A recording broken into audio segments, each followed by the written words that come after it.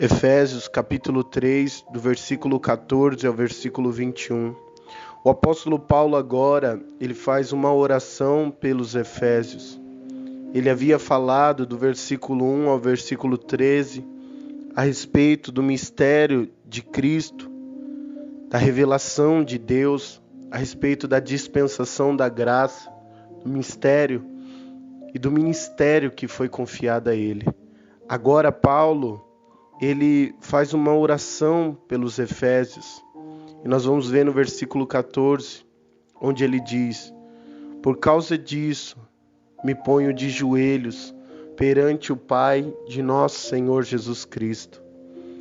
É algo interessante diante dessas palavras, ao qual Paulo, ele diz que ele se põe de joelhos. Embora as escrituras elas não indiquem nenhuma posição corporal necessária à oração, quando uma pessoa ela se coloca de joelhos, está indicando sincera reverência.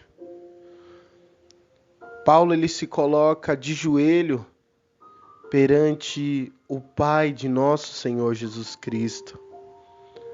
Paulo ele entendia que Deus ele era Pai e nós éramos os seus filhos. Assim como Jesus ensinou aos discípulos, quando pediram para ele: Senhor, ensina-nos a orar. E Jesus, ele os ensinou, lá em Mateus, capítulo 6, versículo 9. Portanto, vós orareis assim: Pai nosso, que estais no céu, santificado seja o teu nome. O apóstolo Paulo, ele mostra a reverência, a honra, glorificando e exaltando a Deus como um Pai. E nós entendemos também, segundo esse versículo, que quando nós nos colocamos em oração diante do Pai, devemos reverenciá-lo, entender que mesmo sendo Pai, Ele é santo. E que quando nós formos orar, nas nossas orações, devemos reverenciar o nosso Deus, o nosso Pai, glorificá-lo, exaltá-lo diante das nossas orações. Assim como Paulo se coloca diante do Pai de nosso Senhor Jesus Cristo. E ele diz no versículo 15, do qual toda a família nos céus e na terra toma o nome. Aqui Paulo ele mostra para nós algo impressionante. Quando nós nomeamos algo, nós estamos dando identidade. E nós, como cristãos, nós tomamos o nome da família de Deus. É Deus quem nos define. O cristão, ele faz parte da família de Deus. Então a nossa identidade como filhos de Deus, como cristãos, está em Deus, fazendo parte da família de Deus. E ele diz aqui no versículo 16, para que segundo as riquezas da sua glória, vos conceda que sejais corroborados com o poder pelo Espírito Santo no homem interior, para que Cristo habite pela fé no vosso coração, a fim de que, estando arraigados e fundamentados em amor, poderdes perfeitamente compreender com todos os santos qual seja a largura, o comprimento, a altura e a profundidade, e conhecer o amor de Cristo que excede todo entendimento, para que sejais cheios de toda a plenitude de Deus. O apóstolo Paulo ele começa no versículo 16, mostrando para nós as riquezas da sua glória, da glória de Deus. E ele diz que ter o nosso homem interior fortalecido, ou fortalecido com poder pelo Espírito, é ter os nossos sentimentos, né? Os nossos pensamentos e propósitos colocados cada vez mais sobre a influência e a orientação, de tal maneira que o Espírito Santo possa manifestar seu poder através de nós, em medida cada vez maior. O propósito desse fortalecimento pelo Espírito Santo de Deus é de 4 formas. A primeira, que Cristo estabeleça a sua presença em nossos corações. Em segundo lugar, que sejamos fundamentados em amor sinceros a Deus, a Cristo e ao nosso próximo. Paulo, ele traz essa metáfora, né? Estando arraigados e fundados em amor. Aqui o apóstolo Paulo está referindo-se àquilo que foi plantado e àquilo que foi edificado. Ele faz um paralelo, né? Diante dessa passagem, trazendo uma metáfora. Em terceiro lugar, que nós venhamos compreender e experimentarmos em nossa vida o amor de Cristo. Em quarto lugar, que nós sejamos cheios de toda a plenitude de Deus.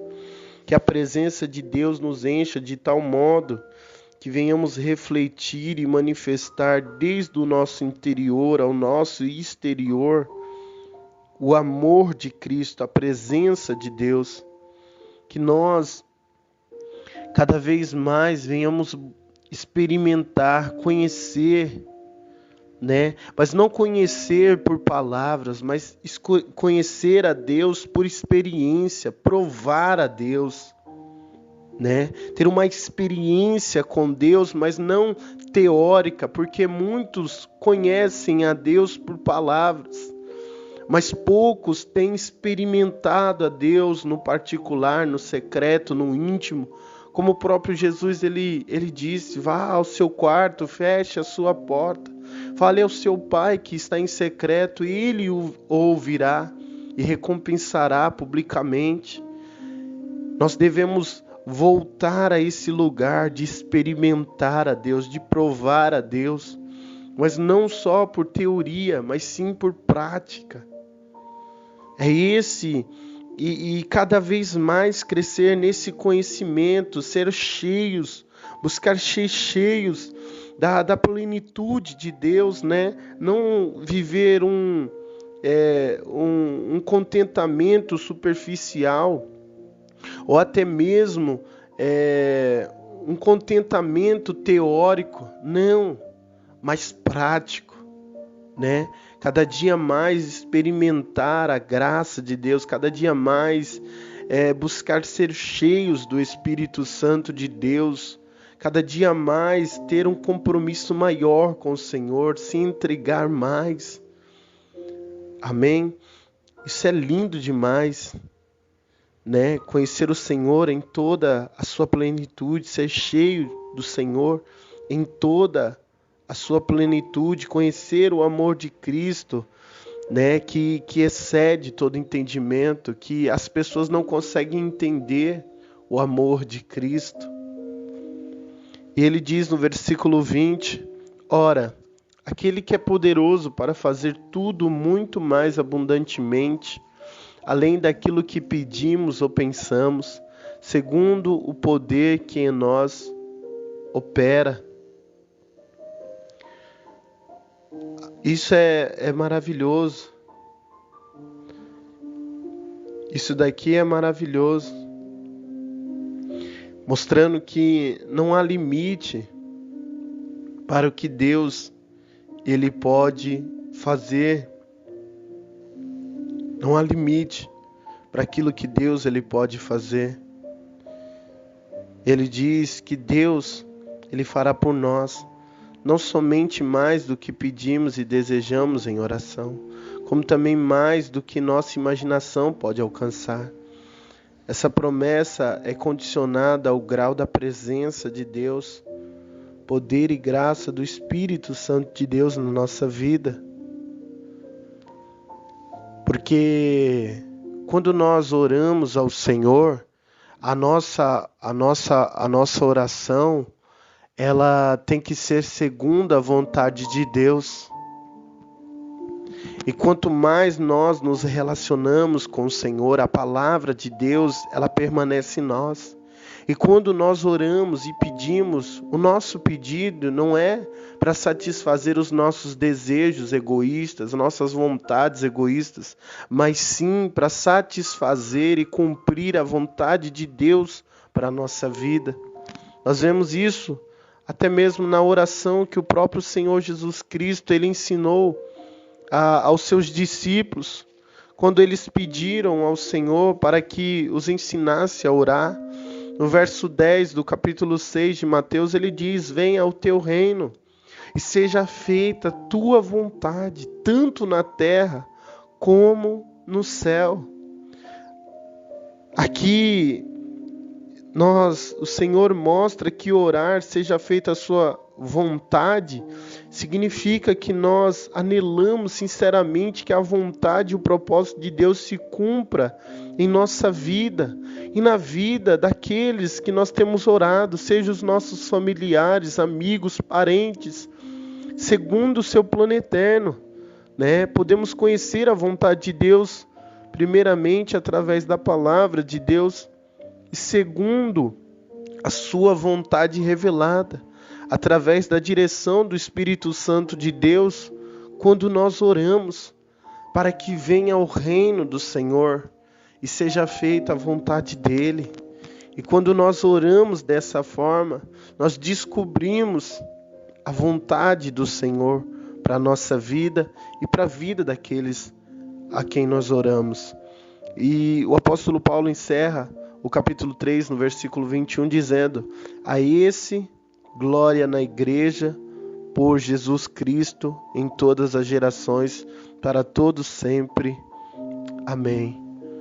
Aqui o apóstolo Paulo, ele encerra o capítulo 3 com uma declaração, né? A ele é a glória, né? A glória de Deus está sendo manifestada por toda a eternidade no corpo que ele redimiu, né? Então, a glória, ela é dada ao Senhor.